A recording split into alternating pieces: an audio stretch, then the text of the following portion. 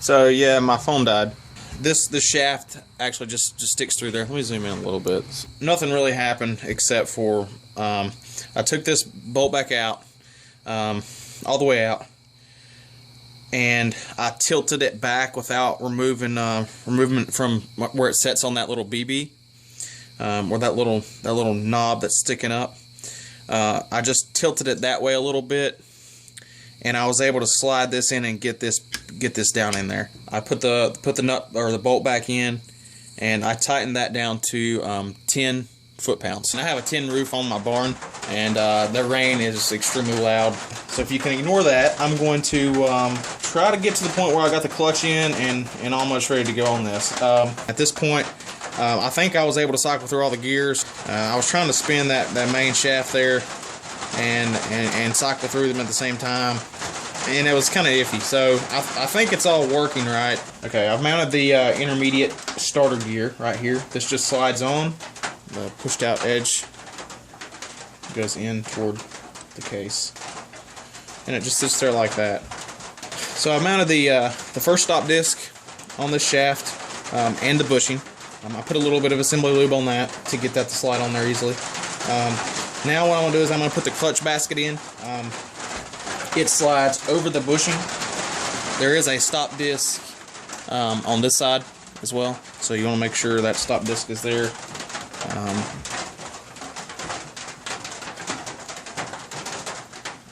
Alright, so the next thing I'm going to do is actually put the clutch the plates in. And I didn't have to disassemble this because this clutch has about 30 minutes on it. If you watch the previous videos where I kind of restored what I knew was messed up on this bike, one of those things was the clutch. And so this is a new clutch, so I'm not going to do anything with that. What I did already do though is, I don't know if you remember in the previous videos, but I think I mentioned that the previous owner had just really rounded out these bolts, because these bolts use these little Allen heads, which is these things are a pain. I hate these type of bolts, but the previous owner really rounded them out. So I went ahead and replaced this bolt. I ordered some new ones to replace all of them. The rest of them are fine, but they seem to be pretty fragile. So I replaced this bolt, and I torqued that down to I think 13 Newton meters.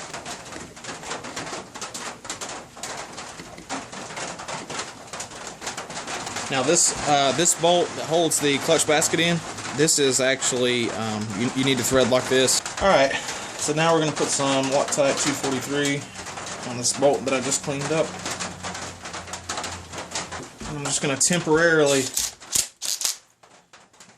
buzz it on there.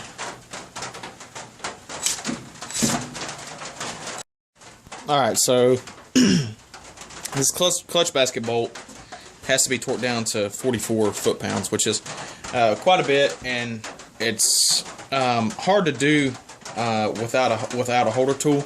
I have the Motion Pro clutch holder tool. For the big bikes, this usually works pretty well. I've had to modify it for this bike because even though Motion Pro says it fits this bike, I don't think it does.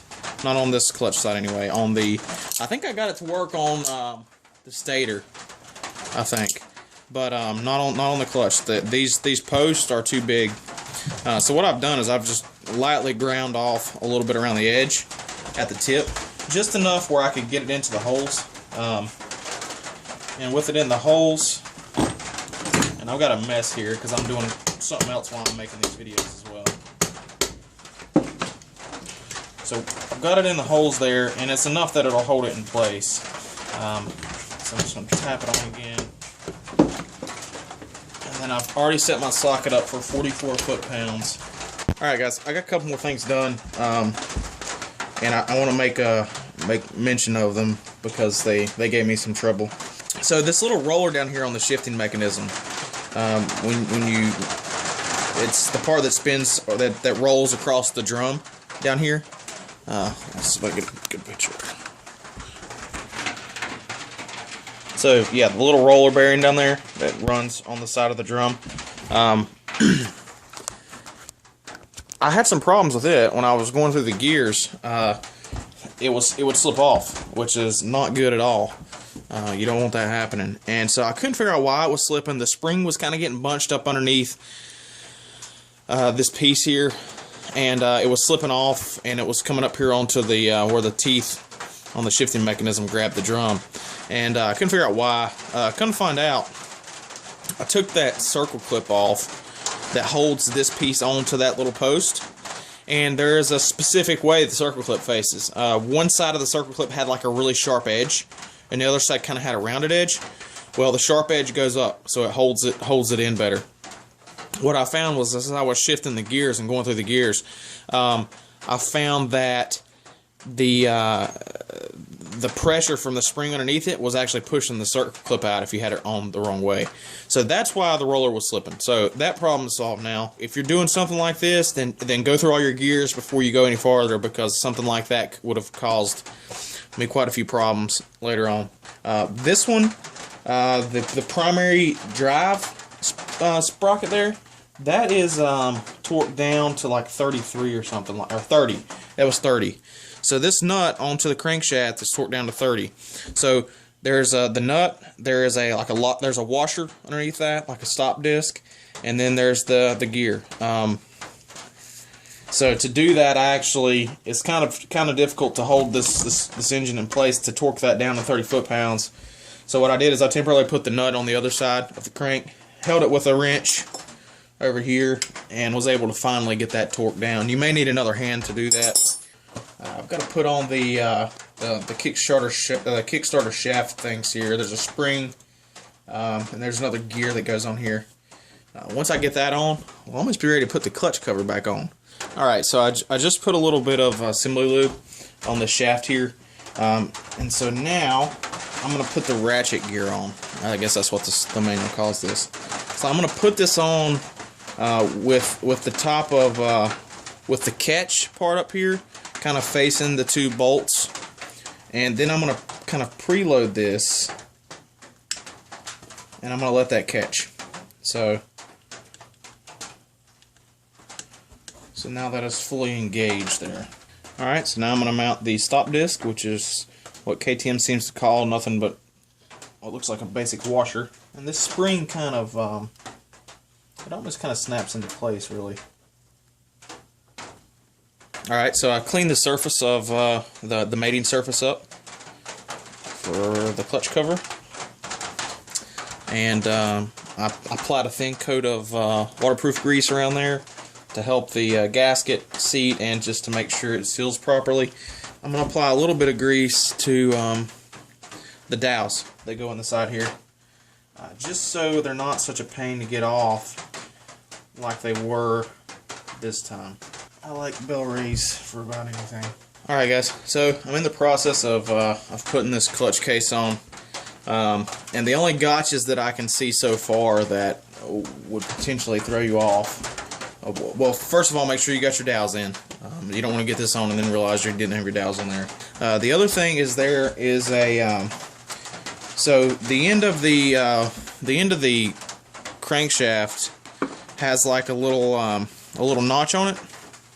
That notch lines up with the back of the water pump here. So you have to make sure that the crankshaft is turned in a way that it will line up with this with the back of the water pump. It should slide into place.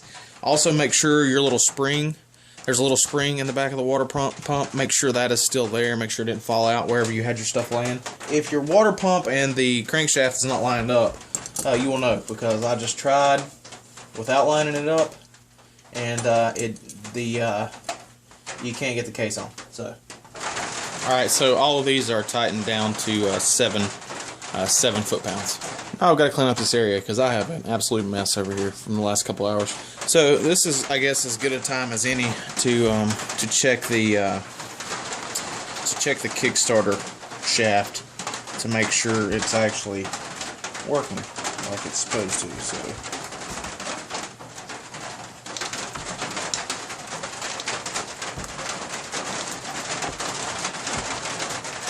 So for anyone else out there who has found the engine repair manual for the 65, make sure you actually read it, unlike me. So I went through this process, and when I was mounting the clutch cover. I had to take it back off once. I didn't show it on the video, but I had to take it back off because I didn't get the water pump shaft, the water pump, the crankshaft lined up with the water pump. And this has been, this is missing some stuff in here. It's very to the point. It's not detailed at all for the most part. But this was actually shocking that they left some of this stuff off. So I thought, and I actually checked, and I was like, I wonder why they didn't tell you to make sure the water pump's lined up with the crankshaft. Well, this is for a particular engine model, and you can get that off the side of your case. So some of the earlier 65s, their water pumps were built a little differently into the clutch cover there. So this was actually for the older ones that I was going by. For the year bike that I have, or my niece has, it actually tells you to keep those lines. So if you got this manual, make sure you get your engine number so that you can follow these precisely. Alright, so next step, I'm going to go ahead and put this front sprocket on for the countershaft. And this is a brand new O-ring. I'm not sure if there's any issues with reusing the old one. I'd say if it looks in pretty good shape, you're probably okay. So I'm just going to put a little bit of lube on that. I'm going to slide that on. Alright, so now I'm going to also put a little bit of lube on this bushing. So I'll slide that on.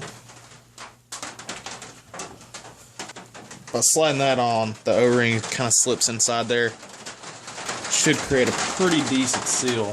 Alright, next step is to actually slide the sprocket on.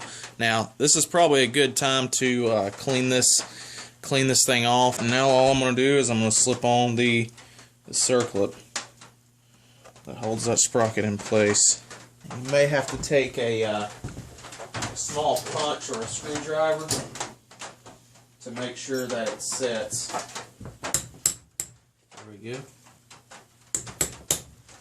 Alright, so, that's pretty much got this done for the moment. The stator goes back on, same position as before. I may get a little video of that, but I'm going to go ahead and put the reeds, the whole reed valve and the whole reed assembly back on. I got to clean up some of these gaskets. The gaskets for the case, the right side and left side, was made as one big piece, so there's a few places you got to cut this out, including in here right above the crank. So I got to clean up some of that. Yeah, but for the most part, the case is back together now. Everything appears to be turning pretty smoothly, which is pretty awesome. So I'm gonna do a little bit of that, and we'll come back. Last night my phone died right when I was in the middle of starting on the top end, and I couldn't find my charger. So I was kind of on a roll and on limited time here, so I had to get some stuff done without getting any video of it. So I took the jug, or the cylinder there, and I cleaned it out really well. So I went ahead and did that. Then I cleaned out everything really well with hot soapy water, and in my sink in the house. Made sure I got all the ports and things cleaned out really well. I went ahead and mounted the piston, and pretty straightforward. Nothing crazy there. I guess the only issue with that the cylinder is the little circle clips, or little clips at the ends of the wrist pin that keep the piston, or keep the wrist pin from coming out. Those are always a pain. So you just got to be patient with. Just try not to scratch up your piston while you're doing that. Yeah, so basically I put the wrist pins in, put the clips on, got the piston seated. I took some 2-stroke oil. I kind of lubed up the cylinder. Some people will say keep it dry. I don't think there's anything wrong with lubing it up with a little bit of 2-stroke oil. So I lubed up the cylinder a little bit, slipped the piston in, put the base gasket on first, and then slip the piston into the cylinder. Torque down the base bolts for the cylinder, and that's about where I'm at. So the actual head is not bolted down because I was working on the stator, and I thought I might need to see in there to make sure I got everything lined up on the stator side. One thing I did forget to do was take the woodruff key out of the old crank, and I just had to take that out, and to get that out, basically I had to use a small punch, and on one side of the key I just tapped it in there, and it popped out on the other side. So it wasn't stuck in there like some of them are, so I didn't have too much trouble getting that out. But you are going to need that on the new crank. The Hot Rods cranks don't come with one in there or one in their kit, so I had to put the old one onto the new crank. Not a problem, just remember to do it just so you can get it aligned properly. Hey guys, Software Dev Jason here. I really hate to do this to anybody who's actually watching these previous videos and you know, trying to follow them step by step. You know, things happen for me, and I couldn't do the other videos like I wanted. One of the things is I got sick, and you know, I was able to come out here and tinker with the bike, you know, for a few minutes at a time, but I lost my voice for a little bit, and so the videos have been horrible to listen to. I'm gonna go ahead and kick it. I'm not tried to start it. Haven't tried to kick it one time yet. So I'm gonna go ahead and turn the gas on in a second, and we're gonna give it a kick and see if it starts up. All right, so I had to bring it inside because there was no light out there. It got dark on me. So and I noticed that I didn't have my drain bowl shut, so I was leaking gas already. Not a good start, but hopefully the bike will crank.